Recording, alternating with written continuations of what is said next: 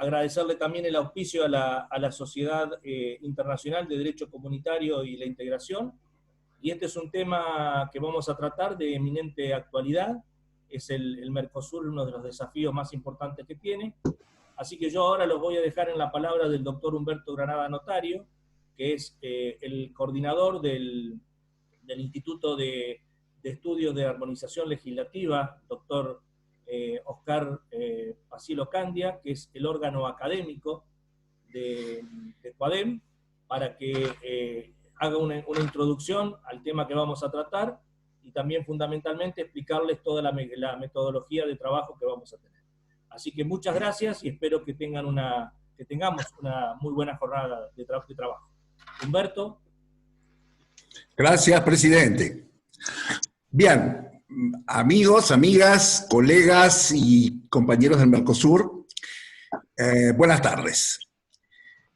El Instituto Pacilo es la rama académica del COADEM, rama académica que tengo el honor de presidir en esta ocasión, nuevamente porque lo presidí desde hace aproximadamente 10 años, con un interregno brillante a cargo del doctor Jorge Abramo de Uruguay. Este instituto estatutariamente tiene dos objetivos fundamentales. En primer lugar, apoyar el afianzamiento del COADEM institucional, porque es la única estrategia que va a conducirnos a un resultado exitoso en el proceso de integración. Y también armonizar la legislación de los países miembros, porque es la forma de construir un verdadero orden jurídico comunitario para nuestra organización. Vistos estos dos objetivos, evidentemente el COADEM no puede estar alejado de la problemática y de las necesidades del Mercosur institucional. Porque sabemos nosotros que este espacio ampliado que hemos creado con el Mercosur, en realidad es una zona de libre comercio incompleta y una zona aduanera no finiquitada, ¿no?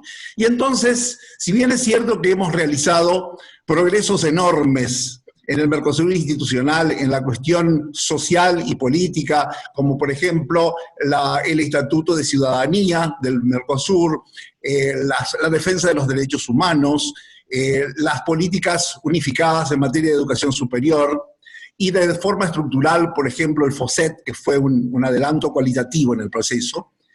Es evidente, sin embargo, que sigue siendo para el Mercosur institucional la política comercial el eje de actuación en este proceso. Y evidentemente en estos momentos de crisis del mercado mundial, no le queda otra al Mercosur que buscar nuevos mercados por donde canalizar las exportaciones de los países del bloque, al mismo tiempo que debe, indefectiblemente, proteger también las economías de los países miembros. Por eso es que elegimos este tema como la primera mesa académica del año, por lo menos durante la gestión de la presidencia pro tempore argentina. Y debo decir que lo hacemos gracias a la ayuda muy importante de Alejandro Perotti y de Jorge Abramo. El tema que hemos elegido es precisamente los tratados del libre comercio como objetivo de las negociaciones externas del Mercosur.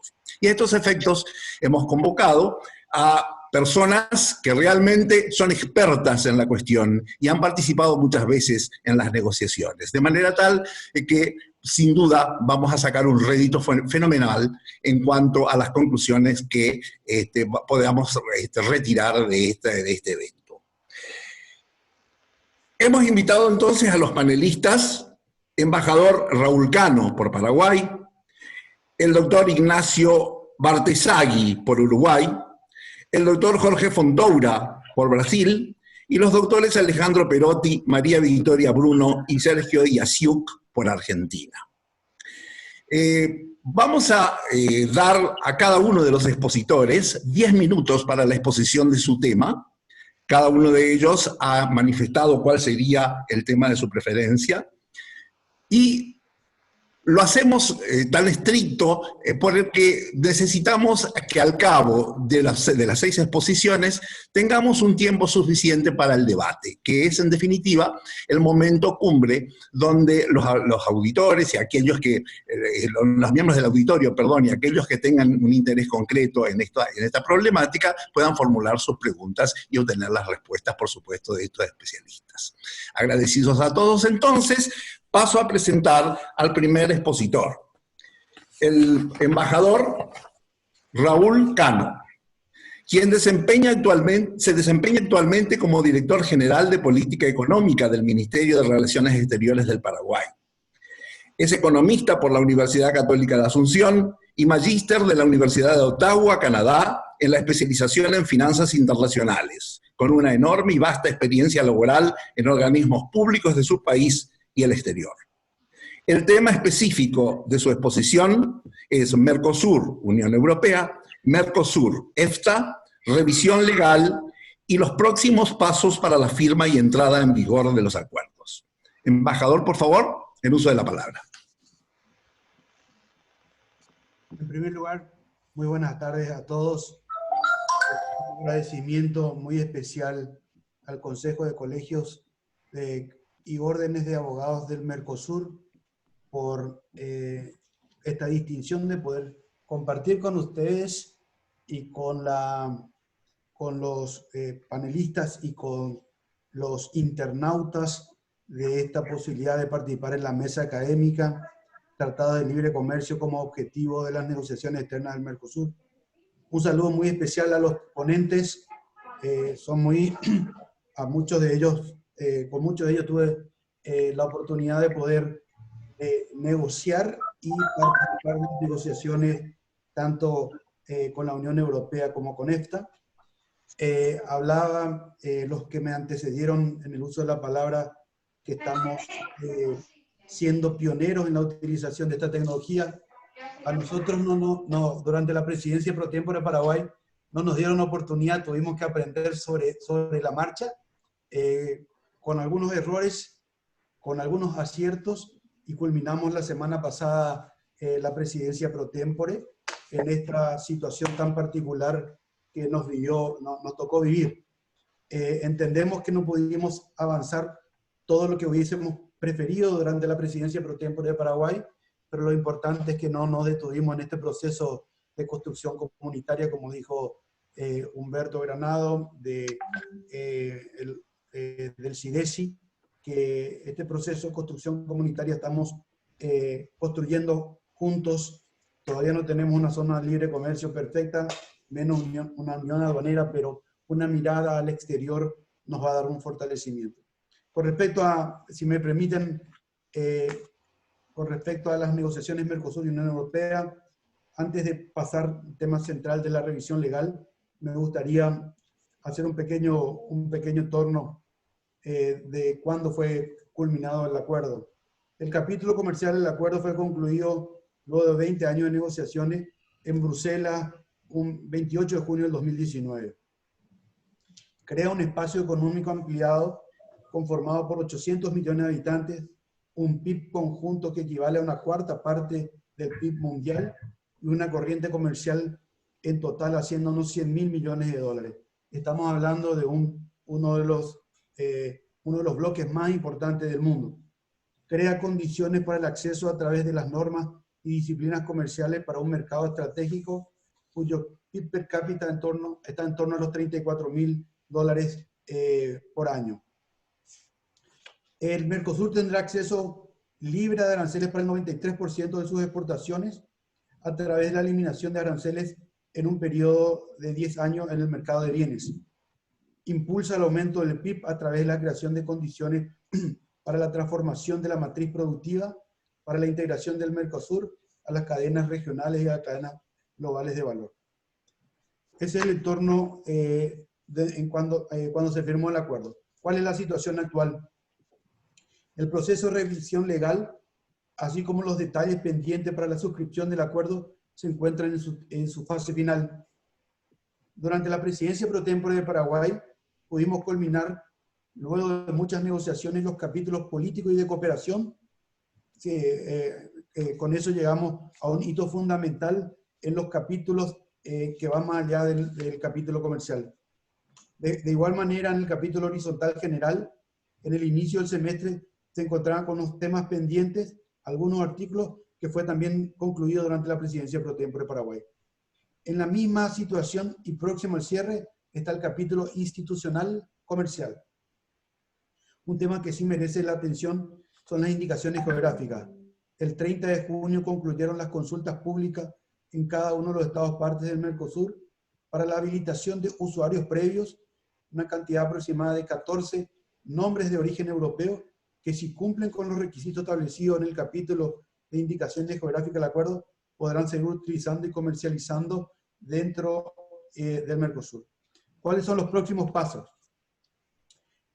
Faltan discutir algunos detalles referentes a los contingentes arancelarios acordados, así como los detalles técnicos en la oferta, fundamentalmente en etanol y los contingentes de lácteos. En el capítulo horizontal comercial, como había mencionado hasta en la parte final, la revisión legal conjunta con la Unión Europea se espera concluir los trabajos en las próximas semanas, y el objetivo estratégico es la firma del acuerdo durante el segundo semestre del corriente año bajo la presidencia alemana. Queremos encontrar la coincidencia del impulso que tuvo el gobierno alemán para la conclusión del acuerdo. Entonces, para el proceso, ¿cuáles son los pasos para la entrada en vigor del acuerdo? 1. Conclusión de la revisión legal. 2. La firma del acuerdo. 3. La adopción de una resolución de la Comisión Europea. 4. La solicitud de aprobación del Parlamento Europeo. La aprobación legislativa en cada uno de los estados partes del Mercosur y en cada uno de los estados partes de la Unión Europea, y la aplicación provisional entre la Unión Europea y los estados partes del Mercosur que vayan incorporando al acuerdo. Eso es con respecto al acuerdo Mercosur-Unión Europea. Con respecto al acuerdo Mercosur-EFTA, también importante recordar los antecedentes. El 23 de agosto del 2019, en la ciudad de Buenos Aires, concluyeron las negociaciones de un acuerdo de libre comercio entre el Mercosur y la Asociación Europea de Libre Comercio. El acuerdo incluye tantos temas arancelarios como regulatorios, además de disposiciones institucionales y el sistema de solución de controversia. Podemos decir que ambos acuerdos son acuerdos de última generación que van más allá de las disciplinas tradicionales de acceso al mercado. Características. La Asociación Europea de Libre Comercio es un bloque integrado por Suiza, Noruega, Islandia y Liechtenstein. EFTA representa una zona de libre comercio que comprende a 14 millones de habitantes. 3 de sus países, Suiza, Noruega e Islandia, están entre los 5 países con mayor poder adquisitivo del planeta. Suiza con un promedio de PIB de $68.000, Noruega $63.000 e Islandia alrededor de $60.000 a precios del 2018. Juntos se posicionan en el 5º lugar del ranking mundial de comercio de servicios, 9º lugar en participación del comercio de bienes, y el comercio entre el Mercosur y los países del EFTA al 2019 está en torno a los $7.000 millones anuales. Es decir, jugadores importantes, y nosotros vemos estos acuerdos estratégicos como Europa en un conjunto. Por una parte la Unión Europea, por otra parte los países del EFTA. ¿Cuál es el estado de situación actual? En materia de acceso al mercado de bienes, están en discusión el entendimiento sobre algunas cuotas acordadas, pequeños detalles, la administración de contingentes arancelarios, los contingentes otorgados al Mercosur y la distribución entre sus estados partes. Un tema no menor es la acumulación de origen, que incluye, además de la acumulación entre las partes del acuerdo, estamos abordando algunos posibles elementos de acumulación extendida, particularmente con los países de la Unión Europea. Un tema también no menor son las indicaciones geográficas. Todos los países, los estados partes, concluimos los procesos internos de oposición y están en discusión algunos términos. Estamos en la etapa final de la revisión legal. Esa revisión legal se inició alrededor del mes de febrero en la ciudad de Buenos Aires, y estamos en los detalles finales, y el objetivo es la conclusión y la firma del acuerdo también durante el segundo semestre de este corriente año. ¿Cuáles son los Tiempo, pasos? doctor. Tiempo, embajador. Perfecto. Muchas gracias entonces por esta oportunidad. Estamos para responder cualquier tipo de observaciones o preguntas que puedan tener. Muy amable. Muchísimas gracias, embajador. Pasamos entonces al segundo expositor, el doctor Sergio Luis Lasiuk, miembro del Servicio Exterior de la Argentina, con rango de ministro de primera. Es abogado egresado de la Universidad Nacional de Buenos Aires, con formación especializada en el Instituto del Servicio Exterior de la Nación y otros organismos del exterior.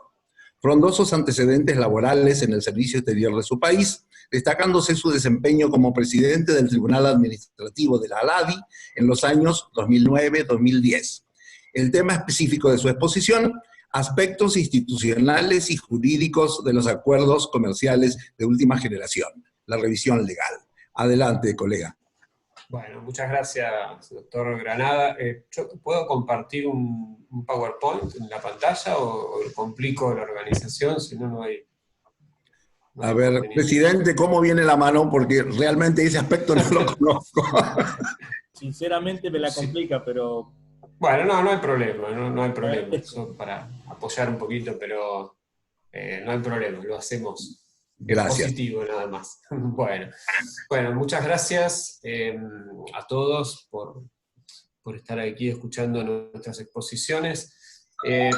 Básicamente yo la voy a dividir en dos partes. La primera parte era básicamente dar un pantallazo muy general, porque el tiempo no permite profundizar, de en qué consisten las cláusulas institucionales y jurídicas, o más vulgarmente se llaman cláusulas horizontales, de un acuerdo de este tipo, y después una breve referencia a las características del ejercicio de revisión legal que estamos llevando a cabo con la Unión Europea y con EFTA. En primer lugar, una referencia a estos acuerdos que llamamos de última generación. Los acuerdos con UE y EFTA no son los únicos que estamos negociando otros, pero estos son los que están a punto de concluir. Pero bueno, hay que hacer una referencia que no es que el Mercosur empezó a negociar acuerdos comerciales ahora, tiene una larga historia de negociación. En los 90, el propio acuerdo del Mercosur es un acuerdo comercial, básicamente, y también durante los primeros años de la década del 90 negoció acuerdos de libre comercio con todos los países de la ALADI, excepto México y Panamá, y hacia finales de los 90 negoció otros acuerdos, quizás menos significativos obviamente que con la UE, pero acuerdos de libre comercio al fin, por ejemplo con Egipto e Israel, o acuerdos preferenciales con SACU, que es la Unión Aduanera de África del Sur, y la India, entre otros. Pero estos eran acuerdos mucho más simples que estos que estamos abordando ahora, prácticamente limitados a bienes y alguna disciplina conexa a bienes. Estos, en cambio, por ejemplo, el acuerdo de Mercosur-UE es lo que se llama un acuerdo de asociación. Es un acuerdo que tiene un pilar político y de cooperación, y dentro de ese acuerdo de asociación se encuadra el pilar comercial, que es un acuerdo de libre comercio, y por ejemplo este acuerdo tiene un preámbulo y 20 capítulos, de los cuales 15 son disciplinas específicas y 5 son capítulos horizontales. Disciplinas específicas incluye comercio de bienes, servicios, inversiones, propiedad intelectual, compras públicas, desarrollo sustentable, todas las que hacen las disciplinas conexas a bienes, como defensa comercial, normas sanitarias, normas técnicas, etc. En el caso de Mercosur-EFTA es un acuerdo de libre comercio más tradicional, con un preámbulo y 16 capítulos, 12 sobre disciplinas específicas y 4 horizontales. Entonces, ¿a qué llamamos las cláusulas, los capítulos horizontales? Son aquellos capítulos que se aplican a todas las disciplinas específicas, o bien algunas de ellas cuando ciertas cláusulas están limitadas a algunos. Esas cláusulas son las disposiciones iniciales, esos capítulos, las disposiciones iniciales, la administración del acuerdo, las excepciones, las normas de transparencia y anticorrupción, y las disposiciones finales y el capítulo de solución de controversias. Las disposiciones iniciales incluye artículos como los objetivos, el ámbito de aplicación territorial y material, las definiciones, la definición de partes, que es un tema bastante complicado para los acuerdos del Mercosur, la responsabilidad por los actos de las entidades subnacionales, etc. En una referencia un poquito más detallada de la definición de parte, ustedes saben que el Mercosur es un proceso de integración sui generis, no acabado, y el doctor Granada es una referencia al principio, pero donde hay competencias que los países ya han delegado al Mercosur, sobre todo en materia de bienes, y por lo tanto el Mercosur asume algunas responsabilidades como bloque, otras como países, y también tiene derechos como bloques o como países. Entonces, siempre procuramos que tanto el Mercosur como los Estados partes, sus miembros, sean parte del acuerdo. Eso genera una complicación bastante importante porque hay que ir viendo en cada caso quién es el titular del derecho o quién es quien asume el compromiso de cumplir una obligación del acuerdo. En la administración de los acuerdos, la cláusula más importante siempre está en la competencia que le delegan los partes en el comité administrador para modificar los anexos de los acuerdos. Estos generalmente son listas de concesiones en materia de bienes, requisitos específicos de origen, indicaciones geográficas, entidades cubiertas por compras públicas, etc., donde se establece un mecanismo de modificación del acuerdo simplificado para tratar de evitar lo que se llama el treaty making power tradicional de una enmienda sujeta a aprobación legislativa y a posterior ratificación, porque si no, realmente la implementación del acuerdo sería muy engorrosa. Las disposiciones finales son las clásicas normas de todo acuerdo, de entrada en vigor, enmiendas, acceso de nuevos miembros, depositario, etc. Otros capítulos horizontales que mencioné son las excepciones generales, excepciones de seguridad, de balanza de pagos, etc. Normas sobre transparencia, que es un estándar mínimo que los estados siempre buscan tener en materia de publicación de normas, de provisión de información, existencia de procedimientos administrativos y judiciales imparciales, con recursos de apelación, para que las empresas, justamente porque invierten en la contraparte, encuentren un entorno confiable y no sujeto a las arbitrariedades del país que recibe la inversión. Y últimamente también se incluyen estándares en materia de anticorrupción, justamente porque se entiende que sin esos estándares mínimos también se perjudican notoriamente el comercio y las inversiones. En materia de solución de controversias, bueno, generalmente se implementa un capítulo de solución de mecanismo arbitral. Ustedes saben que no tienen enforcement, sino que ante el incumplimiento de una parte, en definitiva, se resuelve una autorización para suspender beneficios por parte de la parte perjudicada.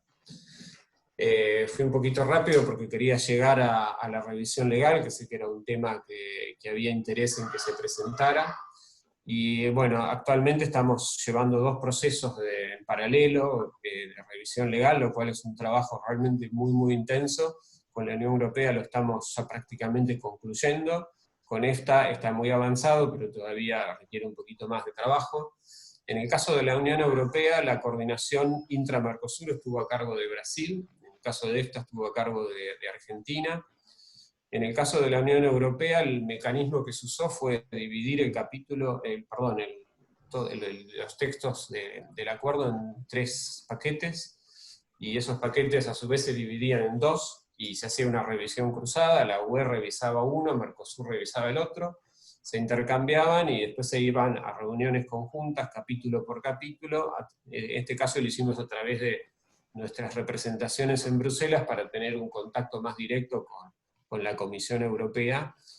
Bueno, después terminaron haciéndose por videoconferencia, por imperio de la pandemia, pero bueno, no era la intención inicial. En el caso de esta fueron sucesivas. Esta revisó todos los textos, en realidad no todos, un 80%, porque hay algunos que básicamente listas que se dejaron para después. Después lo revisó Mercosur, en febrero se hizo una reunión presencial de 5 días, esta estuvo aquí en el Palacio San Martín, prácticamente se concluyó la revisión de todos los textos con algunos pocos temas pendientes. Y bueno, y tenemos que continuar el trabajo todavía con algunas cuestiones adicionales. En cuanto al alcance de la revisión legal, en los dos casos cubren aspectos formales, como cifras, como citar artículos, si es mayúscula, minúscula, etc. En los aspectos lingüísticos es un tema en el que la UE pone mucho énfasis, no así EFTA. La Unión Europea tiene una guía lingüística muy, muy completa y que sigue en forma muy estricta con qué significa cada término, cuándo tiene que usarse, cuándo no. Y sobre todo, otra diferencia importante es la consistencia jurídica, bueno, es el corazón de la revisión legal, y la Unión Europea hace un análisis de posibles inconsistencias o posibles ambigüedades prácticamente artículo por artículo. Eso lleva a que los textos tengan un alto nivel de intervención. Muchas veces descubre inconsistencias o ambigüedades donde no las hay. Esto quiere decir que es una verdadera reapertura de la negociación, lo cual nos da mucho trabajo. En el caso de esta es una revisión mucho más formal, está enfocada a que no existan inconsistencias capítulo por capítulo, sino que sean tratados de una forma armónica, lo cual también es un desafío, porque recordemos que estos capítulos tienen más de 15 negociadores, o sea, cada capítulo lo negocia un experto en un tema diferente, y obviamente cada uno lo hace con sus criterios. Tiempo, por favor. Y bueno, paramos por aquí y después podemos responder algunos casos. Muchísimas gracias, muy interesante su exposición, doctor, muchas gracias. Perdón, ¿Comprende? Humberto, ¿Sí? Sí. Simplemente para aclararle que las preguntas, si las pueden ir haciendo en el chat, mejor. Perfecto, porque la están pasando por WhatsApp en este momento. Ya los estoy organizando. Pero de todos modos, sí, está muy bien. Quien quiera prefiera el chat lo hacemos ahí. Y otra cosa que creo que pude hacer que se comparta la pantalla. Les aviso por cualquier... bien. Perfecto, gracias, gracias. Bien, ahora corresponde el uso de la palabra al doctor Alejandro Perotti. Es consultor jurídico de la Secretaría del Mercosur y coordinador de la Comisión de Juristas para la Integración Regional del Consejo Consultivo de la Sociedad Civil para la Cancillería Argentina. Es abogado por la Universidad Nacional del Litoral y doctor en Derecho por la Universidad Austral de Argentina. Profesor universitario en Derecho de la Integración en diversas universidades argentinas y del Uruguay y miembro de número del Instituto Argentino de Estudios Aduaneros. El tema específico de su exposición: los efectos deseados pero no buscados de los acuerdos comerciales negociados por el Mercosur. Adelante, Alejandro. Bueno, muchas gracias. Pido perdón a mi colega Sergio Giazú porque obviamente va a ser una competencia desleal. Esto no estaba previsto, así que bueno, gracias a que pudo el doctor Ricardo Felipe solucionar el tema de compartir pantalla, voy a compartir con ustedes una pequeña presentación para hacer un poco más amena. Antes que nada quisiera, y no lo hago de protocolo, sino que mi sentido de agradecimiento a COADEM por dos motivos. En primer lugar, por permitirnos colaborar en la organización, pero principalmente por hacer que los abogados cada vez más nos podamos involucrar en el Mercosur, porque los procesos de integración, como decía Jean Monnet, no unen países, sino personas. Y todo proceso de integración profunda, los abogados tenemos mucho para decir. Así que saludo la organización, doctor de Felipe, lo felicito por la reciente presidencia que ha asumido el COADEM y agradezco también haberme colocado en este prestigiosísimo panel. Y finalmente quisiera también comentarles a ustedes un poco en los pasillos de la organización de este evento. Quiero destacar que todos los expositores, ni bien hicimos la propuesta inicial, enseguida aceptaron el convite, así que esto demuestra el interés que todos tuvieron en participar.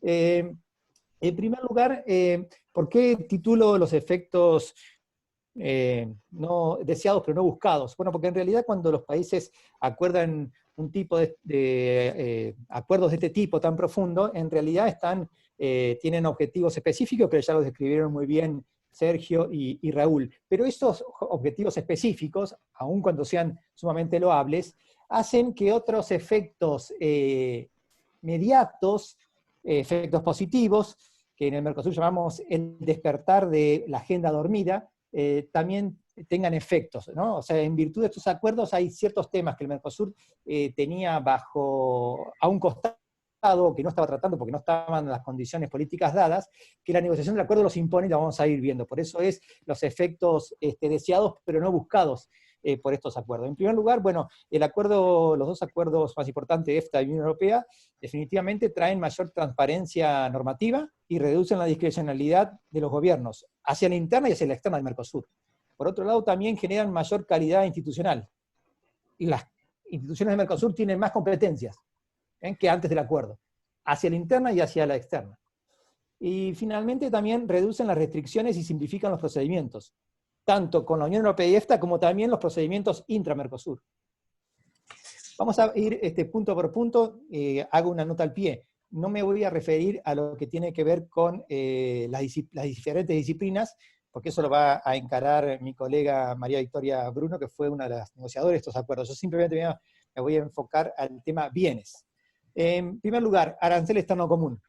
El perfeccionamiento de estos dos acuerdos va a traer que el Mercosur tenga que reeditar la decisión 1010, que es básicamente una hoja de ruta que tiene como objetivo final, quién sabe cuándo, que todos los productos que vengan de extrazona, una vez que pagan el arancel externo común, puedan tener libre circulación intrazona, es decir, lo que se llama en Europa la libre práctica. Hoy en el Mercosur, la mayoría de los productos que vienen de un tercer país pagan el arancel externo común por entrar en la Argentina y luego, si quieren ir a otro país del Mercosur, deben pagar de vuelta el arancel. Es lo que se denomina el problema del múltiple cobro del arancel externo común. Estos acuerdos impone que este tema sea tratado y solucionado. En materia de circulación de mercaderías, en primer lugar, se reduce la posibilidad que tienen los gobiernos de aplicar medidas restrictivas. Caso puntual, el acuerdo exige que Paraguay y Uruguay tienen que eliminar la famosa tasa consular, que es un gravamen contrario al Tratado de Asunción. A Paraguay se le da 10 años, a Uruguay se le da 3 años. Bueno, este es un compromiso que el Mercosur ya asumió internamente, porque además del acuerdo con EFTA y Unión Europea, a fines del año pasado aprobamos el Acuerdo de Facilitación Comercial del Mercosur por la decisión 2919, cuyo artículo 13 otorga a Paraguay y Uruguay, respectivamente, 3 y 10 años para eliminar tasa consular intra-Mercosur. Lo mismo con la tasa estadística argentina. Argentina se obliga en los acuerdos Unión Europea-EFTA que en 3 años eliminen la tasa consular. En el Acuerdo de Facilitación intra-Mercosur, la decisión 2919, el artículo 13 exige que la República Argentina elimine esa tasa en 3 años.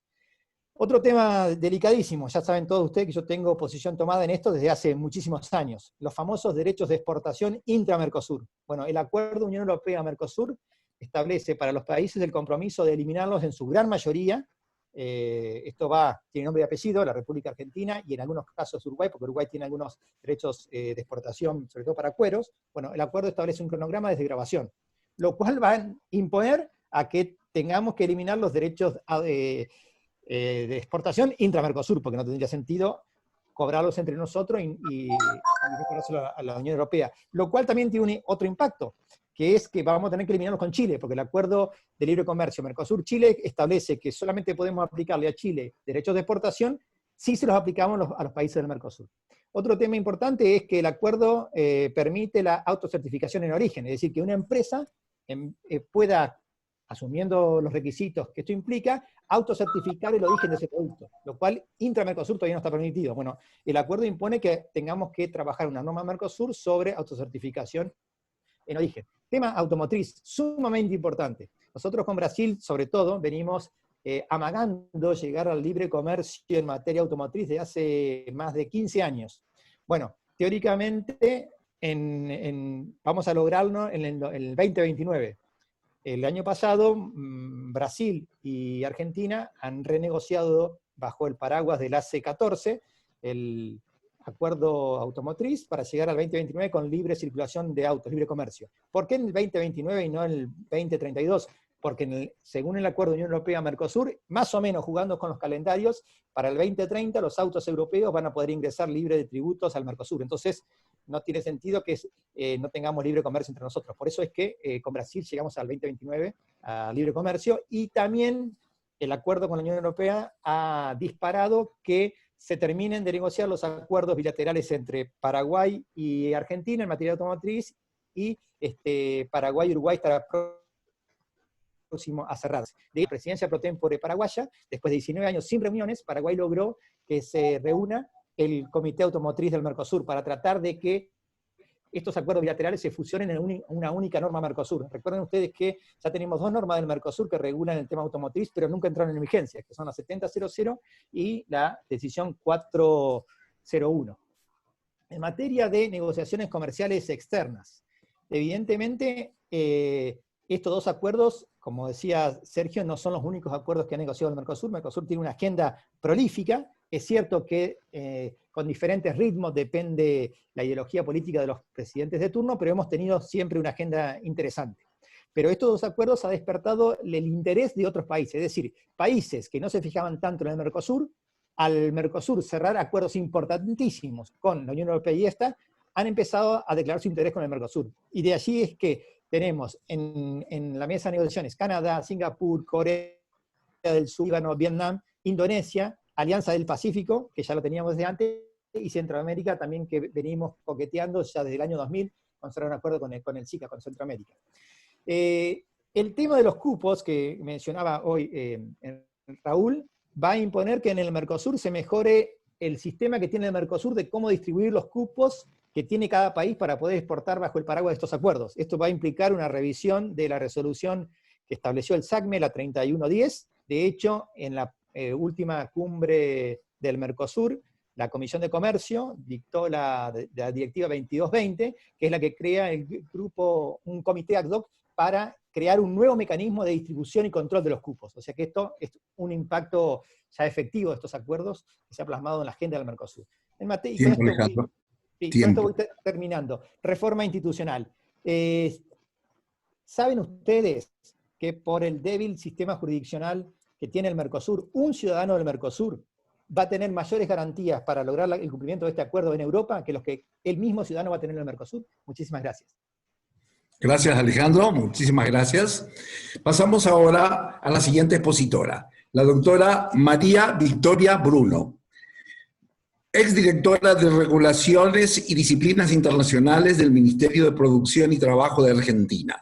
Es abogada por la Universidad de Buenos Aires, maestranda en la Universidad de San Andrés de Argentina y especialista en Derecho Internacional Económico. Bueno, ha participado, concluyo tu currículum. Ha participado activamente en la conclusión de los acuerdos Argentina-Chile, Mercosur-Unión Europea, Mercosur-EFTA, y ha representado al país en las negociaciones comerciales con Canadá, Corea, Singapur, México y Perú. El tema específico de su intervención, las negociaciones externas del Mercosur como dinamizador de la agenda interna del bloque. Muchas gracias, María Victoria. Muchas gracias, Humberto, y buenos días a todas y todos. Bueno, en mi presentación quisiera aportar a lo que expuso recién Alejandro y ahondar un poco más en cómo las negociaciones comerciales externas del Mercosur actuaron como dinamizador de la agenda interna del bloque en algunas de las disciplinas que son propias de los acuerdos comerciales modernos. El tiempo es breve, así que no me voy a detener en las cuestiones técnicas de cada disciplina, pero mi idea es hacer un repaso del camino andado y ofrecer algunas reflexiones de cara a futuro. El primer ejemplo que quisiera mencionar es el de las compras públicas. El protocolo de contrataciones públicas del Mercosur se firmó en diciembre del 2017, es decir, un año y medio antes del cierre de la negociación con la Unión Europea, pero se empezó a negociar después que el capítulo con la Unión Europea. Y digamos que el solo hecho de negociar un capítulo de compras públicas fue una concesión del Mercosur a la Unión Europea, que tenía gran interés en este tema. Y digo una concesión porque los países del Mercosur no son parte del acuerdo plurilateral de compras públicas del OMC, y este, digamos, sería el primer capítulo en la materia que negociaba el Mercosur como bloque, y con un país desarrollado además, y porque es un tema que despertaba ciertas sensibilidades en los países del Mercosur. Y todo esto, digamos, reavivó la necesidad de contar con un instrumento propio internamente, por un lado porque resultaba un tanto extraño, digamos, que los países de un mismo proceso de integración abrieran sus mercados de compras públicas a un tercero, sin antes hacerlo entre ellos, pero también por una cuestión de índole más práctica, que es que contar con un instrumento propio le permitiría al Mercosur generar una posición común y por ende fortalecer, digamos, la posición del bloque en las negociaciones externas. De hecho, el protocolo se cerró después de un periodo de negociación relativamente corto, aunque intenso, y jugó un rol bastante importante en el último tramo de la negociación con la Unión Europea, así como en el marco de las otras negociaciones comerciales, particularmente para el manejo de sensibilidades, permitiendo reforzar la necesidad del Mercosur de preservar un margen de política pública, por ejemplo, en lo que respecta a la aplicación de preferencias para pymes. Más recientemente pasó algo similar con el tema de propiedad intelectual y facilitación del comercio. En el caso de PI, los acuerdos con la UE y con EFTA en materia de indicaciones geográficas, las denominadas IGs, dieron lugar a la firma en diciembre del año pasado del acuerdo intra-Mercosur en materia de IGs. Acá también las negociaciones con la UE y con EFTA eran una innovación para el Mercosur, porque era la primera vez que los países del Mercosur negociaban estas cuestiones por fuera del acuerdo de propiedad intelectual de la OMC, y puntualmente en lo que refiere a la agenda interna, el Mercosur tampoco contaba con un marco regulatorio para la protección mutua y el registro de indicaciones geográficas originarias en los países del bloque, sino que fueron las negociaciones con la UE y con EFTA las que impulsaron las discusiones para formalizar, digamos, un instrumento de protección intra-Mercosur. En diciembre del 2019 también se firmó el Acuerdo Mercosur de Facilitación del Comercio. Hasta ese momento el Mercosur tampoco, digamos, contaba con ningún instrumento regional sobre este tema, que es fundamental para las pymes, más allá de algunos instrumentos bilaterales sobre temas aduaneros específicos. Y acá, digamos, las negociaciones extrarregionales generaron también en cierta medida la necesidad de contar con un instrumento normativo a nivel Mercosur que permitiera armonizar en un solo texto muchas de las disposiciones en materia aduanera y de facilitación que estaban fragmentadas, por así decir, en diferentes disposiciones a nivel bilateral, extrarregional y multilateral. Y en este sentido, las negociaciones con la UE y con EFTA implicaron un gran esfuerzo de coordinación entre los 4 países del Mercosur para poder consolidar una posición regional, digamos, que fue lo que en definitiva también facilitó los trabajos para un acuerdo intra, cuyas negociaciones llevaron a nivel técnico menos de 6 meses, por ejemplo. Pasando a otro tema, otro destacable sería el tema del e-commerce o comercio electrónico de bienes y servicios, que no solo creció muchísimo en los últimos años en los países del Mercosur, sino que además se está tornando una herramienta cada vez más fundamental para aumentar las oportunidades comerciales de las pymes, sobre todo en el actual contexto de pandemia. En 2018, después de la reactivación del SGT-13, luego un periodo de inactividad de como 7 años, y a la creación del Grupo Agenda Digital del Mercosur, se inició también la negociación de un protocolo interno de comercio electrónico, que va a ser el primer acuerdo a nivel regional sobre este tema, y que, digamos, va a permitir consolidar dentro del bloque los compromisos ya asumidos en otras negociaciones extrarregionales.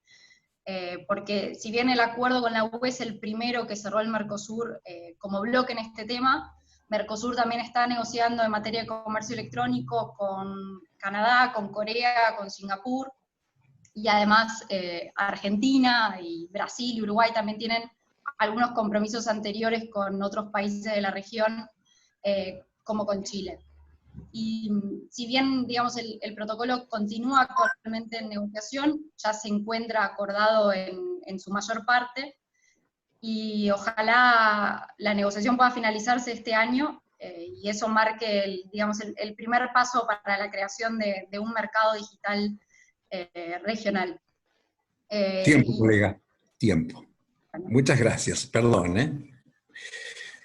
Seguidamente damos la palabra al doctor Ignacio Bartesagui, decano de la Facultad de Ciencias Empresariales de la Universidad Católica del Uruguay y director del Departamento de Negocios Internacionales de la misma universidad, en la que es simultáneamente profesor titular y profesor invitado en universidades del exterior. Es doctor en Relaciones Internacionales y cuenta con un posgrado en Integración Económica. El tema específico de su disertación es la importancia de la negociación comercial externa del Mercosur con Asia-Pacífico. Adelante, colega. Muchas gracias, Humberto. Gracias a todos. En particular, saludar a Cuadén por la invitación y a Alejandro Perotti, que fue quien me contactó para formar parte de esta conversación.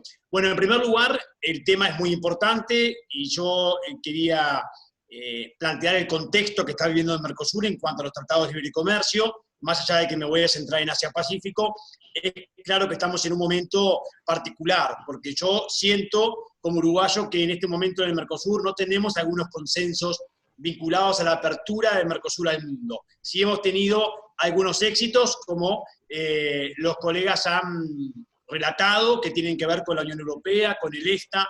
Eso es bien relevante, es un salto fundamental para el Mercosur, un avance muy importante en su agenda externa, pero sin lugar a dudas en lo que puede generar en su agenda interna.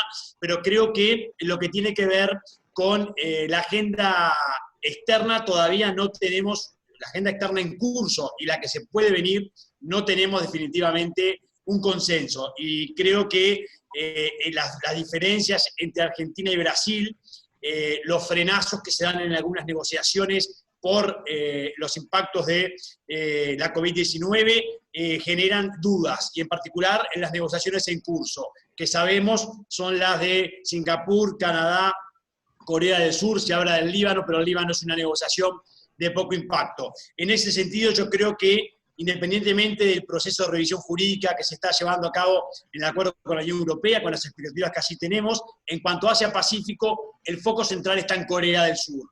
Yo siento que ni Argentina ni Brasil quieren avanzar con Corea del Sur, que es, a mi juicio, la puerta para entrar en las negociaciones de Asia-Pacífico. Asia-Pacífico, que es una región del mundo que explica el 55% de la población mundial. No podemos no atender realmente a esta región del mundo. No podemos no tener acuerdos o una agenda abierta con esta región del mundo. Avanzar con Corea del Sur implicaba eso, implicaba entrar en Asia-Pacífico, porque el acuerdo con Singapur es de otras características. Y aclaro también que tampoco hay naturalmente un consenso en el Mercosur para avanzar con otras economías asiáticas, en particular China, que nos está golpeando la puerta del Mercosur hace mucho tiempo y es un debate que tenemos que dar. Hay que entender que China e India solo explican el 36% de lo que es la población mundial, y todas las transformaciones más relevantes a nivel internacional se están dando, por supuesto, en esta región del mundo. Y ya son los países que explican que tienen una visión hacia el océano, una salida hacia el Océano Pacífico en relación al Atlántico. Los países del Océano Pacífico explican el 40% de la población mundial, el 56% del PIB mundial y el 45% del comercio mundial. Yo siento que si bien el avance con Europa se ha dado, todavía nos queda avanzar fundamentalmente con lo que es Asia-Pacífico, que además les doy algún dato más para entender cómo no podemos darle la espalda a Asia-Pacífico, y siendo además el Mercosur un productor súper destacado en alimentos y en algunos subsectores de servicios. Para el 2030, y estas son tendencias estructurales que no las corta el COVID-19, el 66% de la clase media mundial va a estar en Asia-Pacífico. El 59% del consumo global va a estar en Asia-Pacífico. Las principales megalópolis a nivel mundial van a estar en Asia-Pacífico. Y allí es donde tenemos que atender Asia-Pacífico, la región de Asia-Pacífico, estos países emergentes, explicaban el 40% del PIB mundial hace 20 años, hoy explican el 60%. Todo lo que tiene que ver con la transformación de hábitos de consumo, todos los indicadores vinculados a el comercio electrónico, los avances tecnológicos, las transformaciones en lo asociado a los alimentos y la salud. Todo esto está ocurriendo en Asia-Pacífico. Es un jugador clave y yo creo que esta agenda en el Mercosur no está y me preocupa mucho. Es una agenda que tiene que estar. Se está hablando de China, no se habla, como decía el presidente Lacalle Pou en su discurso cuando asumió la presidencia pro tempore del Mercosur. Hay una omisión del Mercosur en no responder a la propuesta del diálogo Mercosur-China que ya nos hizo China. Yo diría que más que omisión es una irresponsabilidad, si tenemos en cuenta que el 40% del total de lo exportado por Brasil en abril de este año tuvo por destino China, o que le exportamos en el caso de Uruguay a China 5 veces más que lo que le exportamos a Estados Unidos. Es realmente, tenemos que cuestionarnos, pero no es solo China, es Corea del Sur, es Japón, es el sudeste asiático. Desconocemos el sudeste asiático. Esta zona del mundo, compuesta por 10 economías, crece a un promedio del 6% anual. Tiene países con una potencialidad brutal. Indonesia tiene más de 260 millones de habitantes, pero así tenemos Vietnam, tenemos Filipinas, tenemos la propia Tailandia. Es realmente importante. Myanmar tiene más población que Argentina y no conocemos lo que está ocurriendo en esta zona del mundo, que además se ha integrado no solo con mega acuerdos comerciales a través del TPP-11, sino el propio RCEP, sino que además nuestros competidores como Australia, Nueva Zelanda, tienen acuerdos con esta región del mundo. Quiere decir que los exportadores del Mercosur, que son exportadores súper relevantes en alimentos, tienen una competitividad brutal en alimentos, pagan aranceles muy elevados para ingresar a la zona más atractiva del mundo, que es Asia-Pacífico. Yo diría que a esta altura es un gran error darle la espalda a Asia-Pacífico, y no tengo claro que podamos, como bloque, responder a una realidad que es necesariamente, que nos está marcando necesariamente el futuro. Quiero decir, China, ¿podemos enfrentar una relación conjunta entre los socios de Mercosur con China? Se dice que hay interés en avanzar con Vietnam y con Indonesia. ¿Y por qué vamos a avanzar con Vietnam y con Indonesia si se le dice que no a Corea? Es complejo. Yo creo que el Mercosur tiene que reflexionar sobre la necesidad, si queremos ir juntos. Yo soy de los que pienso que lo mejor es ir juntos. Pero atención, si no podemos ir juntos, vamos a tener que buscar mecanismos, porque como uruguayo, nuestra estructura productiva nos somete a reaccionar a las tendencias internacionales. Las tendencias internacionales se están dando en bienes, en servicios, y se están dando en Asia-Pacífico, que es una región, y con esto termino, que de aquí a los próximos 30 años, va a seguir explicando entre el 70 y el 80% del crecimiento del PIB mundial.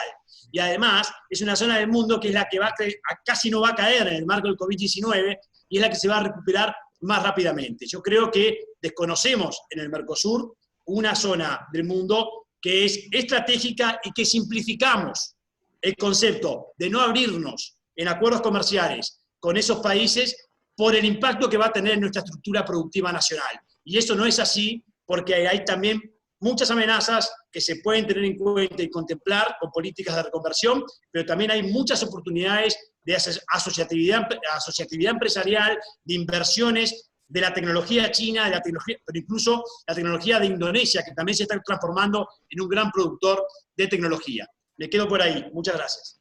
Muchas gracias, Ignacio. Para cerrar el panel, cedemos la palabra al doctor Jorge Fontoura, miembro del Tribunal Arbitral Permanente de Revisión del Mercosur. Es abogado, profesor y árbitro internacional. Como docente dicta cursos de posgrado en la formación diplomática en Brasilia, asesor internacional del Senado Federal, de la Asamblea Nacional Constituyente, de la Vicepresidencia de la República del Brasil y de la Presidencia del Consejo Nacional de Justicia.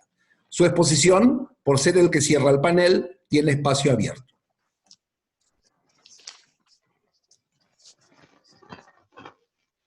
De dizer que foi grande prazer receber esse convite do Quadem, a oportunidade de rever amigos, de rever colegas, de longos anos aí justamente nesses debates, nessas discussões referentes à integração. Não posso me furtar, nesse momento, de lembrar que perdemos em Belo Horizonte, na última sexta-feira, um dos grandes advogados emuladores da ideia do Quadem, que foi o doutor Aristóteles Ateniense. Lembrar que hoje, aqui, colegas irmanados, discutindo temas técnicos tão complexos da integração do nosso bloco, é algo que decorre desse momento heróico da advocacia sul-americana, do começo dos anos de 1990, quando alguns advogados abnegados se reuniram no sonho ideal de aproximação, em um momento em que estávamos totalmente afastados, principalmente a advocacia brasileira, totalmente apartada da realidade latino-americana. Eu lembro que foi um momento heróico. Infelizmente, 2 desses heróis já nos deixaram, mas talvez estejam aqui espiritualmente conosco, o doutor Aristóteles Ateniense, doutor Urbano Vitalino. Lembrar também do grande trabalho feito por Roberto Busato, que nos acompanha naquele momento. Era um momento muito difícil, como eu disse, de aproximação.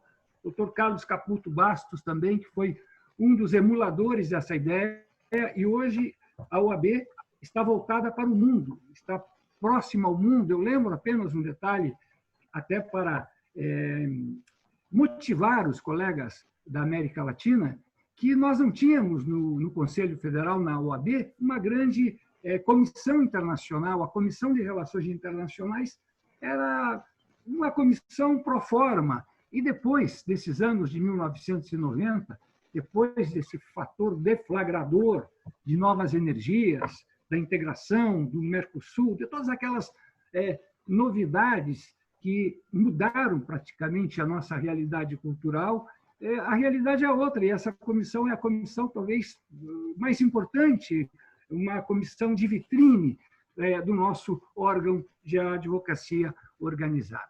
Então, muito feliz. Eu lembro também os colegas da época que foram heróicos no sentido de prover essa aproximação, permitir essa aproximação, e também dos nossos dirigentes hoje da advocacia organizada, que têm coragem de se interessar por temas tão técnicos, tão específicos, e, claro, trazendo especialistas para falarem de questões que não são fáceis, de questões que são complicadas técnica e politicamente.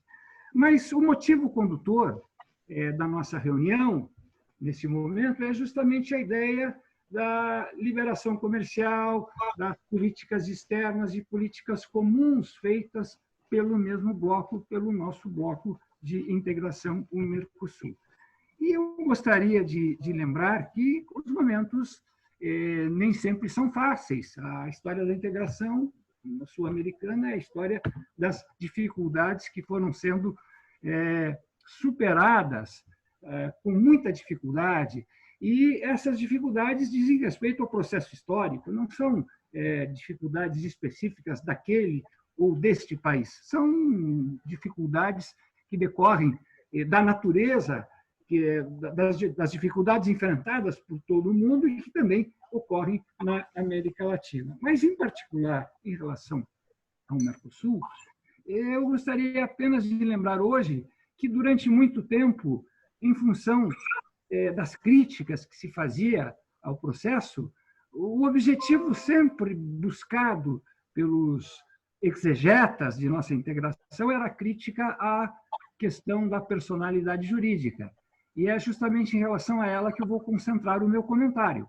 A personalidade jurídica, esta maltratada pela imprensa, muitas vezes até pela academia, em um determinado momento foi quintessencial, foi determinante para que nós pudéssemos ter o acordo com a União Europeia. Depois de 20 anos de negociação, conseguimos esse prodígio e o fizemos exclusivamente pela tecnicalidade da possibilidade de usarmos a personalidade jurídica prevista lá desde as negociações de Ouro Preto, e que ficou ali um pouco cláusula morta até ser utilizada efetivamente nessa musculação de uma emblemática política externa comercial realizada pelo bloco.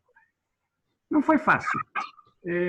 Os críticos eram sempre muito ardilosos, havia sempre uma tentativa política de se diminuir essa possibilidade, sempre em busca do discurso dócil, do discurso fácil, do protecionismo. O protecionismo é sempre uma tentação na nossa cultura política latino-americana, e em um determinado momento houve, inclusive, a ideia de que seria melhor relativizar, flexibilizar essa questão da personalidade jurídica, e nesse momento nós lembramos que os blocos econômicos surgiram no processo histórico como frutos da questão da inserção internacional. E a nossa personalidade jurídica é um prodígio, é uma construção jurídica, é o Mercosul dos juristas a serviço da economia dos países, que agora está sendo utilizada justamente nessa negociação demiúrgica que reúne a União Europeia e o Mercosul. Eu faço uma pausa para lembrar que o nosso momento mais difícil agora será o momento da incorporação desse tratado nos ordenamentos jurídicos nacionais, pelas questões políticas regionais. Muito bem, mas eu acredito que o momento pós-pandêmico será um momento vertiginoso de aceleração histórica, em que não haverá possibilidade política de buscar subterfúgios para não aproveitar as vantagens dessa possibilidade econômica que vai ocorrer. Eu lembro que a União Europeia é a maior economia do mundo, e eu lembro que nós, enquanto Mercosul, continuamos sendo a 7ª economia do mundo. Talvez, aí, justamente pelos problemas do Reino Unido, pelos problemas que ocorrem na Europa, logo sejamos, apesar de todos os problemas que temos internamente, eu não desconheço nos nossos países, sejamos logo, em um próximo momento histórico, a 6ª economia do mundo. Isso significa que somos maiores que a Índia, que somos maiores que a Rússia, que temos um peso específico no contencioso internacional, no comércio internacional e nos mecanismos de decisão, nas tomadas de decisão, das grandes decisões no contexto internacional. Então, é importante que tenhamos em mente isso, que saibamos transformar isso em cultura política, que saibamos utilizar essa ideia-força, como dizia um outro grande presidente do COADEM, Sérgio Ferraz, sempre se referia à ideia-força que o Mercosul representa, que isso seja utilizado como cultura política no momento em que tivermos que enfrentar os debates políticos que levarão inexoravelmente à incorporação do tratado. Não teremos condições de jogar dinheiro pelas janelas, não teremos condição de jogar oportunidades históricas para o lixo, para o fim, para o descabido de opções que talvez não sejam as melhores para os nossos povos. E para concluir, senhor coordenador, é apenas dizer que é infusível a ideia do livre comércio. É muito difícil escaparmos da ideia do livre comércio. Eu lembro que na academia se fala muito dos tratados, se fala muito das negociações, se fala muito da busca dos grandes consensos internacionais, e claro que a academia tem a sua razão, porém, fatos políticos são muito mais eloquentes e muito mais verdadeiros que todo esse discurso acadêmico e todo esse esforço jornalístico dos sindicatos, dos partidos políticos que se possam fazer. Eu encerro essa minha consideração inicial, já terminando o meu tempo, já que estamos virtualmente em Buenos Aires, essa Buenos Aires de nossos tantos amores, lembrando um grande prócer da política argentina, Alberdi, que tem como um dos seus clássicos, uma das suas frases clássicas, a ideia de que uma abertura comercial, um tratado de livre comércio é muito mais efetivo que quilos e quilos de teses e de discursos políticos e de aulas que possamos dar nas universidades. Muito obrigado. Muchas gracias, doctor Jorge Fontoura. De esta manera cerramos las exposiciones del panel y quiero transmitirles enorme cantidad de felicitaciones transmitidas por WhatsApp al Instituto Pacielo por haber organizado este evento y fundamentalmente por la riqueza y la experiencia de los panelistas. Muchas gracias, reiteramos nuevamente, y pasamos entonces al momento de las preguntas y respuestas por parte de los panelistas.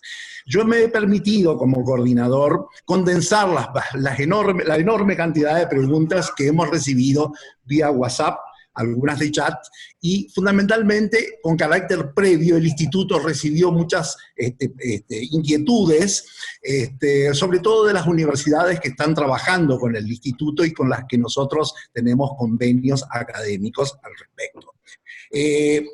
Me he permitido sintetizar la primera y derivarla, de ser posible, a los doctores Raúl Cano y Bartesagui, a ambos. ¿Por qué ambos? Porque uno representa en definitiva a la anterior gestión de la presidencia paraguaya en el CUADEM y al doctor Cano y el doctor Bartesagui porque actualmente el país será el que lleve la presidencia pro tempore. Entonces la pregunta la he condensado de tal manera. Las negociaciones externas del Mercosur con Corea, Singapur y Líbano se efectivizan con la participación de los 4 países fundadores, conforme está previsto en la vigente decisión 3200 del Grupo Mercado Común. Esta es la pregunta. Doctor Cano, doctor Bartesagui, por favor. Si me permiten, puedo yo responder primero y después, con gusto, si me permite, Ignacio, y así nos complementamos. Adelante, Raúl. Muchas gracias. Gracias, Humberto, por la pregunta. La verdad que sí, hasta ahora tuvimos un evento el 24 de abril, donde Argentina había manifestado que en principio no iba a poder acompañar las negociaciones, particularmente con Corea, en el ritmo que los demás estados partes del Mercosur habíamos planeado. Sin embargo, después de una gestión que hicimos durante la presidencia pro tempore, pudimos entender lo que la República Argentina estaba planteando y en este momento podemos decir que estamos negociando tanto las negociaciones con Mercosur, Corea, Mercosur, Singapur y Mercosur, Líbano, al amparo de la decisión 3200. Estamos negociando los 4 estados partes y lo más importante es que conversamos con nuestras contrapartes y ellos están de acuerdo con la continuación bajo ese esquema. Gracias.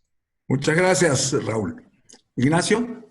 Bien, Humberto, yo en primer lugar diría que focalizar la discusión en la 3200 es disminuir el debate. Yo creo que la continuidad de las negociaciones conjuntas tiene que ver con el Tratado de Asunción y con el Protocolo Europreto.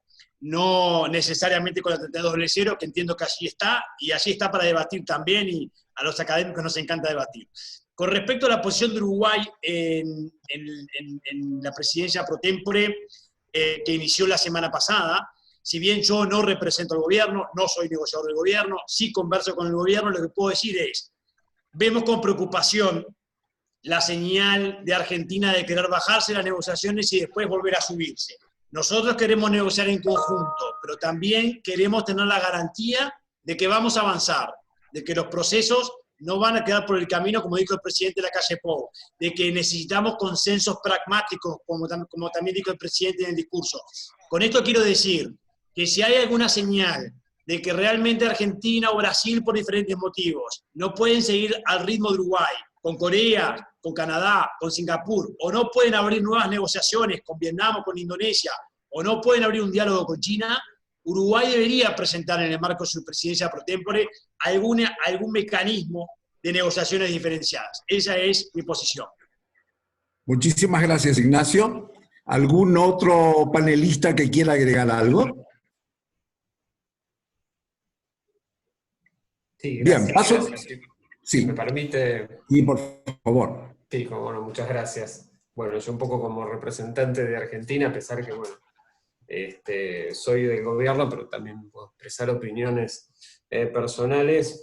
No, una breve referencia. Como mencionó el embajador Cano, hubo todo un proceso de discusión sobre cómo encaminar las próximas negociaciones. Básicamente lo que hay, no hay posiciones dogmáticas, lo que hay son sensibilidades de cada país y del bloque frente a negociaciones específicas, y que bueno, que cada uno las aborda de la manera que cree más conveniente. No hay ningún país está retirando de ninguna mesa de negociación. En el caso de Corea, puntualmente, por ahí hubo un comentario en el chat. Es un país que es muy proteccionista en tema de alimentos, tiene mecanismos fitosanitarios muy complejos, y por el contrario es un gran exportador de bienes, sobre todo de bienes tecnológicos, que compite con nuestras industrias. Entonces, a veces la cuestión es con cuál país se prioriza la negociación en un momento determinado. En el caso de Singapur ocurre algo parecido. Singapur es una economía totalmente abierta, no tiene aranceles.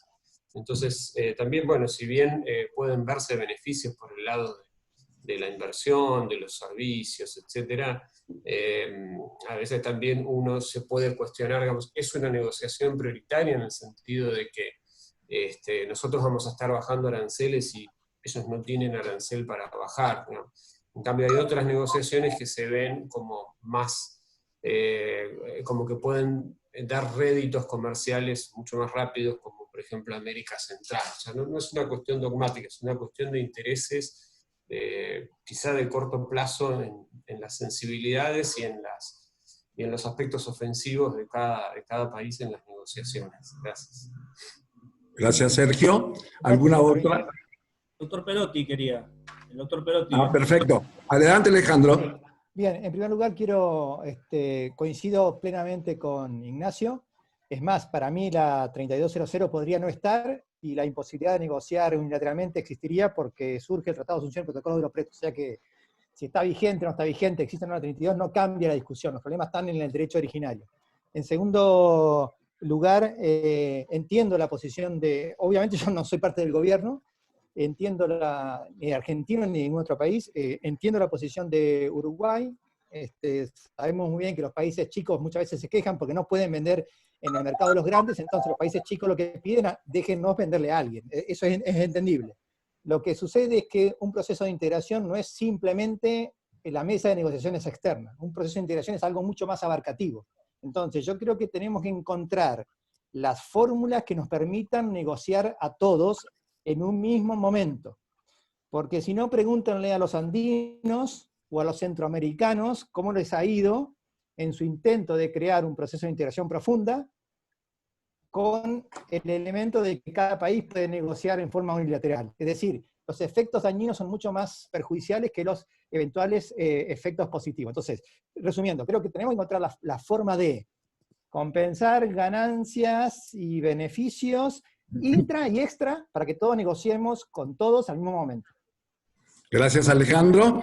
Y si ustedes me permiten, segunda pregunta condensada de como de 15, pero tenemos que elegir, ¿no? Lamento por los que en concreto han realizado algunas preguntas. La segunda es, ¿en qué medida las negociaciones externas en curso se verían condicionadas por la agenda interna del espacio Mercosur en materia de flexibilización del arancel externo común, el concepto de mercadería de origen, la regulación de la temática de la prestación de servicios y del comercio electrónico, entre otros? Yo dirigiría esta pregunta a la doctora María Victoria Bruno y a precisamente Alejandro Perotti, en principio. Luego escucharemos a los demás expositores. Hola, María Victoria. Ahí va. Por favor. Las damas primero. Bueno, gracias. Bueno, en primer lugar, me parece que, digamos, sería difícil decir en este momento que las negociaciones internas van a condicionar las negociaciones externas, porque en definitiva, digamos, el proceso que se dio es un tanto inverso, pero obviamente en la medida en la que el Mercosur logre avanzar en su proceso de integración y vaya, por ejemplo, cerrando su protocolo de comercio electrónico, por dar un ejemplo, sí le va a permitir, en definitiva, hacia futuro, generar una posición común que lo refuerce y lo muestra como uno hacia afuera. Digamos, porque algo que hemos mencionado también en varias oportunidades es que si bien el Mercosur negocia como Mercosur, la realidad es que los intereses son de 4 y no de 1, y eso genera muchas veces que la contraparte vea esas diferencias entre los intereses diversos de los países del Mercosur y trate de romper, digamos, la unidad del bloque. Entonces, en la medida en la que el Mercosur pueda generar mayores y más instrumentos internos, también va a consolidar y poder consolidar su posición como bloque, lo que va a fortalecer su posición en las negociaciones. El ejemplo que daba, por ejemplo, era lo que sucedió con el protocolo de contrataciones públicas. Gracias, María Victoria. Alejandro. Sí, coincido 110% con María Victoria. Debería ser al revés, debería ser que nos unimos nosotros y eso potencia que nos abramos al mundo. Pero bueno, estamos en el Mercosur y las cosas son absolutamente al revés. Los temas internos se destraban porque hemos negociado con los europeos y y esperemos, y tomo aquí también la posta de Ignacio, me parece que negociar con Asia va a despertar otra parte de la agenda interna que está dormida. Es decir, no es lo ideal, pero es lo que pasa. Y mientras, al final del día, si el avance del Mercosur se logra, no porque profundicemos internamente, sino porque negociamos con terceros, negociamos con terceros. El ejemplo paradigmático va a ser el arancel externo común y el múltiple cobro. Piensen en un europeo que le garantiza a un señor que produce, no sé, lapiceras en La Matanza, que paga el arancel externo al entrar por el puerto de Rotterdam y después puede dar la vuelta al mundo en Europa, visitando 27 países y no se la paran en las fronteras. Evidentemente, la Unión Europea va a empezar a exigir que el Mercosur consolide internamente la libre circulación de mercaderías, porque si no, no es negocio.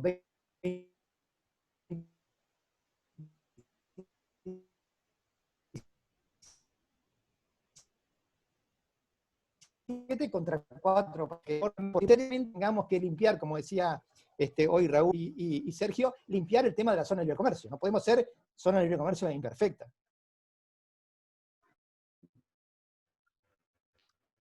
¿Algo que quiera aportar en el tema? Sí, yo creo que quiero un comentario sí, muy corto, y para que sí comparto que las negociaciones externas tienen un efecto directo en la agenda interna del Mercosur y positivo, sin lugar a dudas. De hecho, creo que ahora que tenemos un acuerdo con la Unión Europea, que nosotros por la Unión Europea, los países latinoamericanos, estas características, de todas formas nos ponen en una posición para atravesar un proceso de convergencia con el Pacífico, porque la Unión Europea ahora tiene un diferencial muy fuerte con casi toda América Latina, que es en nuestra propia región le hemos dado concesiones a la Unión Europea que no nos hemos dado entre nosotros. Creo que por ahí habría que empezar. Muchas gracias, Ignacio. ¿Algún otro más? Paso a la tercera pregunta. Les reitero, condensada porque son numerosísimas. En tema de las negociaciones de los casos de Corea y Singapur, es preciso, dice acá, es preciso prever la necesidad de salvaguardas contra posibles triangulaciones desde China y otros países asiáticos de mano de obra ultrabarata. Es una pregunta. Si es preciso establecer salvaguardas en las negociaciones en virtud de la posible triangulación por China y otros países asiáticos de mano de obra ultrabarata. Yo sugeriría que, como hablamos de China, Ignacio habló de China, le difiramos la primera respuesta a él, si les parece. Y luego me gustaría que el embajador Raúl Cano, como que tuvo a cargo, en fin, él no tuvo a cargo, pero su país estuvo en la presidencia en el momento de las negociaciones, exprese también su opinión. Por favor. Gracias, Humberto. Yo debo ser bien sincero con respecto a muchas aseveraciones que se hacen con respecto a los impactos económicos y comerciales a partir de China en el mundo. Para mí, para empezar, todo lo que se negocia en un acuerdo comercial es negociable si hay estructuras, que por cierto ya no son las estructuras con las que hemos negociado en los últimos años, porque si hay algo que ha demostrado el TMEC, es que estamos en una nueva era de negociación, donde se puede negociar de todo en un acuerdo comercial, que ya no es comercial, es mucho más que eso. Entonces, hay que estudiar los impactos de los acuerdos, hay que estudiar en qué debemos tener cláusulas para salvaguardarnos de impactos que puedan tener por algunos mecanismos que se puedan usar a mezclar comercio con mano de obra, etc. Ahora, China está en un nivel hoy de desarrollo productivo, un nivel tecnológico, donde su industria está deslocalizada en muchos otros países. Entonces, muchas veces cuando hablamos del impacto que puede generar China en este tipo de triangulaciones, ya no estamos hablando de China, ya estamos hablando de una industria que no está en China, que está en Bangladesh, que está en Vietnam. Entonces es muchísimo más complejo que eso. Yo creo que a la hora de poner arriba de la mesa los impactos de los tratados de libre comercio de Asia-Pacífico, tenemos que tener un buen diagnóstico de lo que es hoy China. O cuando hablamos del impacto en la industria automotriz, por cerrar un acuerdo con Corea del Sur, tenemos que tener en cuenta lo que es hoy la industria automotriz a nivel mundial, o lo que es hoy la industria automotriz, porque muchos estudios están diciendo, Humberto, que hay incluso impactos positivos del acuerdo con la Unión Europea en la industria automotriz argentino-brasileña, que a priori estábamos todos siempre diciendo que había que ser defensivos, y sin embargo se abren oportunidades. Yo creo que hay que hacer un esfuerzo por estudiar los temas técnicamente con estudios de impacto, pero partiendo de premisas reales. Creo que la visión que se tiene en América Latina y en particular en el Mercosur sobre China dista mucho de la realidad. Gracias, Ignacio. Raúl. Sí, gracias, Humberto. Gracias por la pregunta. Con respecto al tema central, sí, deberíamos tener cláusulas de salvaguardia para protegernos de una eventual triangulación de China a través de Corea y Singapur. Bueno, yo diría que es una preocupación que tenemos más bien en las negociaciones con Singapur. Y Singapur entendió muy bien esa preocupación, y por eso es que nosotros estamos esperando la respuesta de la contraparte de Singapur con respecto a la propuesta que enviamos sobre requisitos específicos en materia de origen. Las cláusulas de salvaguardia están dentro de los instrumentos clásicos de defensa comercial para prácticas, en este caso para prácticas leales, y como había dicho Sergio, no es que haya un problema en la negociación ni con Corea ni con Singapur, sino que cada una de las negociaciones tienen sensibilidades diferentes. Muy bien había dicho Sergio, Singapur tiene arancel cero para todo el universo arancelario, excepto para 6 productos. Entonces, la preocupación de los países del Mercosur pasa por una eventual posibilidad de una triangulación, y eso lo vamos a negociar con una cláusula de salvaguardia bien potente y buscar los mecanismos para evitar esa triangulación. Con el caso de Corea es un caso distinto. Corea tiene una alta competitividad en los productos de alta tecnología, tiene una alta productividad en la producción del sector industrial, particularmente del sector automotor, y con ellos vamos también, iniciamos negociaciones de instrumentos de defensa comercial que nos permitirá tener un mecanismo de contención en la eventualidad de una triangulación que creo muy poco posible en el caso de Corea, sí tener más las antenas bien paradas con respecto a Singapur. Muchas gracias, Raúl. ¿Otro panelista que quiere intervenir con esta pregunta? Sí, Humberto, yo quisiera agregarte simplemente que es cierto que desde la Cancillería Argentina por lo general se ha puesto el ojo de atención en temas de Corea por las grandes barreras fitos y zoosanitarias que ese país suele aplicar precisamente a las exportaciones en las cuales somos en el Mercosur competitivos. El tema es que precisamente un acuerdo comercial es para eso, es para eliminar esas barreras sanitarias y fitosanitarias. Hoy ya casi no hay país en el mundo que establezca altos aranceles. Hoy las barreras son no arancelarias. Bueno, eso es lo que se negocia en un acuerdo comercial. Es decir, la única forma de perforar las restricciones de Corea son a través de un acuerdo comercial. Perfecto. ¿Alguien más? Pasamos entonces a la cuarta pregunta. Dice lo siguiente: es tema de las negociaciones en el caso de Canadá la inclusión de un capítulo especial sobre la flexibilización de las barreras fitosanitarias y de eliminación de las pararancelarias, habida cuenta que aquel país mantiene un TLS con los Estados Unidos. Yo derivaría esta pregunta a María Victoria Bruno y a Jorge Fontoura. Empezamos por María Victoria, por ser la dama.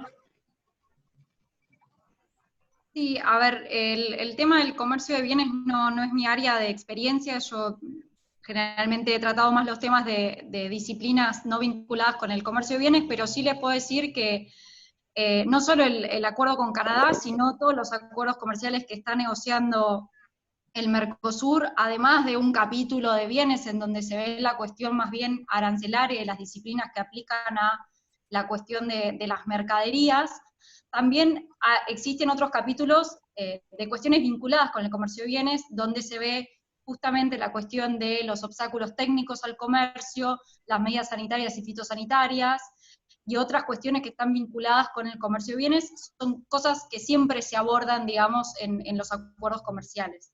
No sé puntualmente a qué viene la preocupación, pero sin dudas es algo que se aborda y se negocia en el marco de estos acuerdos. Gracias, María Victoria. Jorge Fontoura, por favor. Eu não teria nada a agregar à pergunta, é uma inquietação bastante interessante, objetiva, e eu acredito que tudo isso é fruto de negociações, e o comércio de bens sempre, talvez, seja o capítulo que suscita maior interesse, é o leque mais aberto, e é, claro, aquele em que os governos terão mais preocupação, terão mais... Berto, si me permites complementar, por favor. Sí, por favor. Adelante, Raúl. Pero creo que Fontoura no terminó. Eu acho que tem outras coisas. Sí, ya. ¿Ya? Bien, gracias, Jorge. Gracias. Adelante, Raúl. Perdón, yo pensé que el doctor Fontoura ya había concluido. Mil disculpas, doctor Fontoura. No, complementar lo que dijo Victoria. En realidad, cuando nosotros negociamos estos acuerdos de libre comercio y de última generación, además de la rebaja arancelaria o la desgravación arancelaria, ponemos el foco y ponemos la atención justamente en las medidas fitosanitarias, en las disciplinas fitosanitarias y zoosanitarias, y fundamentalmente en los obstáculos técnicos al comercio, porque si bien vamos a tener una desgravación, el foco se concentra en las otras disciplinas complementarias al acceso al mercado de bienes, y sobre todo para los países como los nuestros, en las medidas sanitarias y fitosanitarias, que estos sean con un enfoque OMC+, porque la idea de los países del Mercosur, además de ir complementándonos en el acceso al mercado, estamos concentrados primariamente en lo agrícola y agrícola procesado. Así que las negociaciones se dan en las disciplinas fitosanitarias y zoosanitarias, y sobre todo también sin menospreciar lo que es la disciplina de los obstáculos técnicos al comercio. Muchas gracias, Raúl. ¿Algún otro participante? Vamos entonces por la quinta pregunta. Yo condensé en 5 para que esto no se prolongue per eternum, porque hay mucho interés. Es lo siguiente. ¿Es posible prevenir en los acuerdos que se negocian cláusulas o cupos que protejan las exportaciones intrabloque de las importaciones de países con economías más competitivas?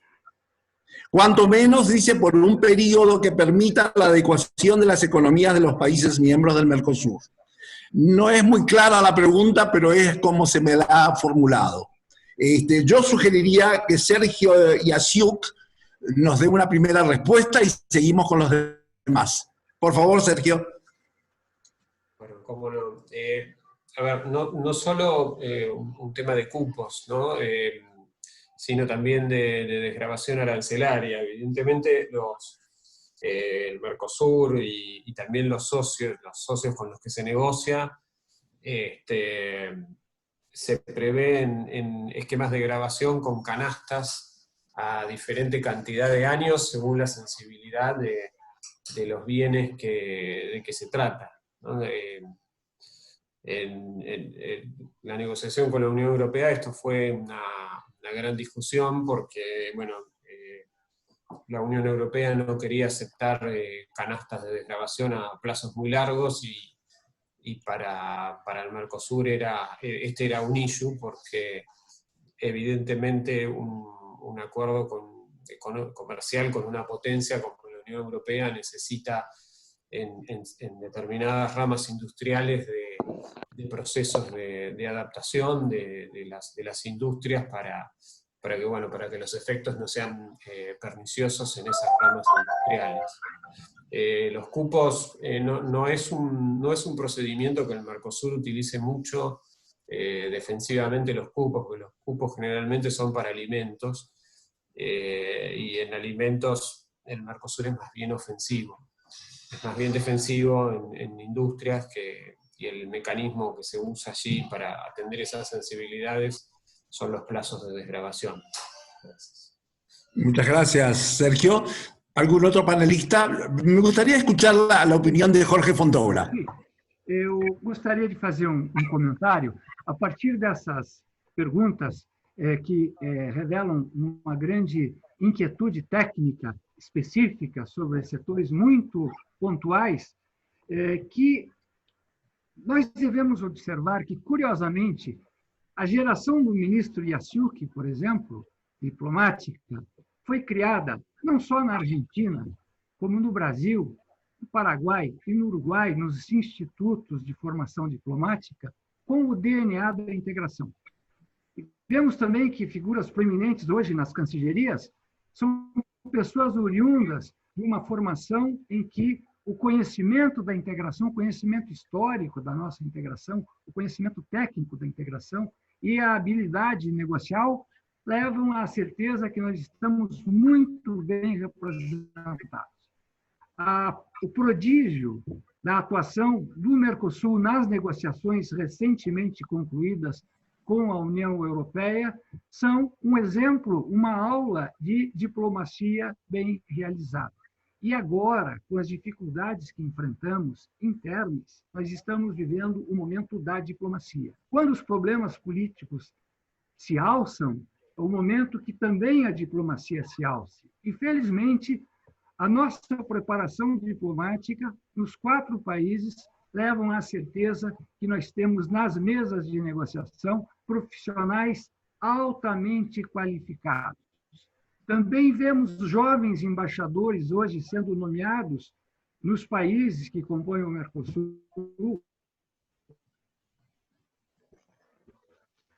Isso é a certeza do Brasil, do Paraguai, o novo embaixador do Brasil nomeado na Argentina, o embaixador Scioli no Brasil, enfim, com o ferramental diplomático apto a enfrentar as enormes dificuldades políticas que temos. Então, é justamente essa nota de tranquilidade, se for justamente pela capacidade, pelo fazer diplomático, a certeza de que estamos bem encaminhados e que, seguramente, esse momento de aceleração histórica que virá pós-pandemia será um momento em que encontrará a diplomacia latino-americana extremamente bem preparada. Só gostaria de deixar claro que ela foi preparada pela musculação que o Mercosul permitiu ao exercício diplomático, foi justamente pelo debate intra-Mercosul, pelo trabalho feito nas relações externas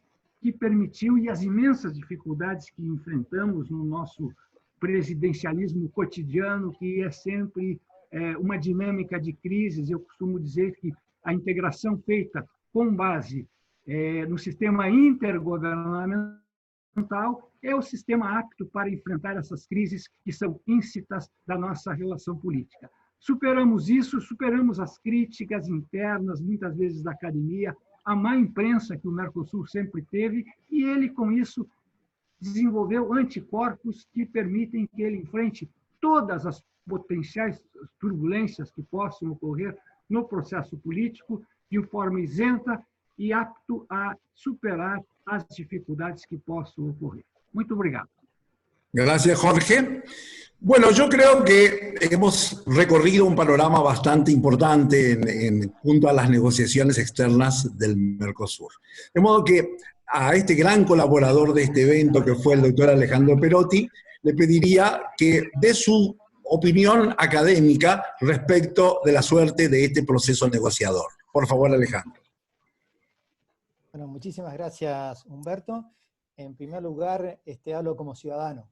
El hecho de tener a ex negociadores y a actuales negociadores de estos importantísimos acuerdos nos hace tener más aún confianza en el Mercosur, porque sabemos todos que los procesos de integración se construyen con la gente adentro y con la gente apoyando el proceso. Entonces, el hecho de que los negociadores vengan a dialogar, y sobre todo con los abogados, que son los que vamos el día de mañana a utilizar estos acuerdos que se están negociando, y nos vengan a comentar cómo están las negociaciones, habla de la transparencia en el Mercosur, que como ciudadano desde ya agradecemos, en primer lugar. En segundo lugar, ratificar y coincidir con varios de los que me han antecedido, en el sentido de que los acuerdos comerciales no solamente que despiertan la agenda dormida del Mercosur, sino también la refuerzan.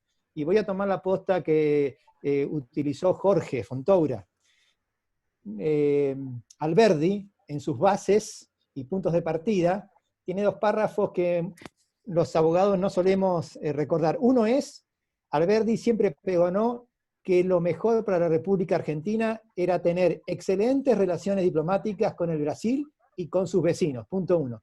Punto dos, en sus bases, que fue el antecedente de nuestra Constitución, Alberdi también dijo: la República Argentina debe firmar tratados internacionales porque serán la mejor ancla de estabilidad de la Constitución, que es lo que hoy dijo Jorge con otras palabras. Así que estos acuerdos comerciales dan más estabilidad al Mercosur y por añadidura a nuestros países. Y finalmente, también recordar, como siempre, yo siempre digo a los alumnos, que si estos 30 años han sido difíciles, mucho más difíciles hubieran sido sin el Mercosur. Y por lo menos para la República Argentina no es un dato menor, que una de las poquitísimas políticas de Estado, es decir, aquellas acciones que trasuntan a los gobiernos en materia de política exterior en mi país, ha sido el Mercosur, porque desde Alfonsín hasta el actual presidente Fernández, todos los presidentes de los diferentes partidos políticos, a su manera, por supuesto, han apostado por un Mercosur cada día más consolidado. Así que yo agradezco la invitación, Humberto, y saludo a COADEM por esta excelente iniciativa, y desde ya agradezco a mis coequippers en esta exposición porque se demostraron, como dije, prestos a esta intervención, ni bien les propuse la participación en este panel. Muchas gracias, Alejandro. Y con la venia del presidente del COADEM, el doctor Ricardo de Felipe, damos conclusión a esta mesa académica, cuyo éxito es manifiesto, atento a la enorme participación que ha colectado, más de 100 participantes que han aplaudido todos por WhatsApp la exposición de cada uno y todos los panelistas en esta mesa. Muchísimas gracias a ellos por el esfuerzo, por la colaboración, y esperemos que en adelante serán estrechos colaboradores también de la labor del Instituto Paciello en el COADEM. Muchísimas gracias a todos y muchísimas gracias al auditorio. Muchas gracias. Gracias a todos. Gracias. Gracias. Hasta luego, muchas gracias. Hasta luego. Gracias a todos. Chao, gracias. Sergio. Jorge. Saludos, gracias.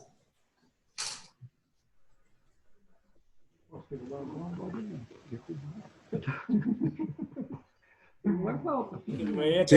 Tengo que finalizar para grabar la mesa. Ah, está. Que vayan, a medida que se van finalizando la presentación, después yo tengo para terminar de grabar. Perfecto. Bueno, entonces lo dejamos así, lo dejamos abierto. Cualquier cosa, Perfecto. Bueno, buenas noches. Cualquier cosa nos comunicamos por WhatsApp. listo. Gracias, chao. Muchas gracias. Saludos.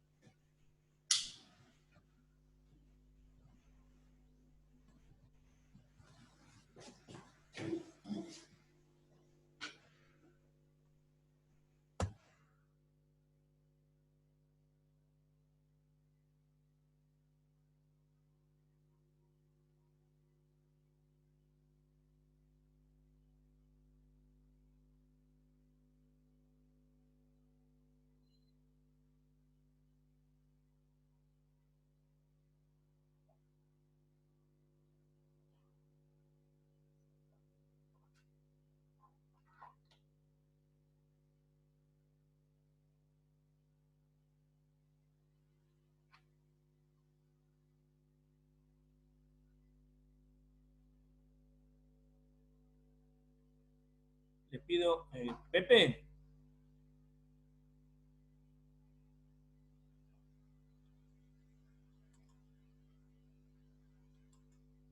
No, cerrá el video, poné finalizar, Pepe.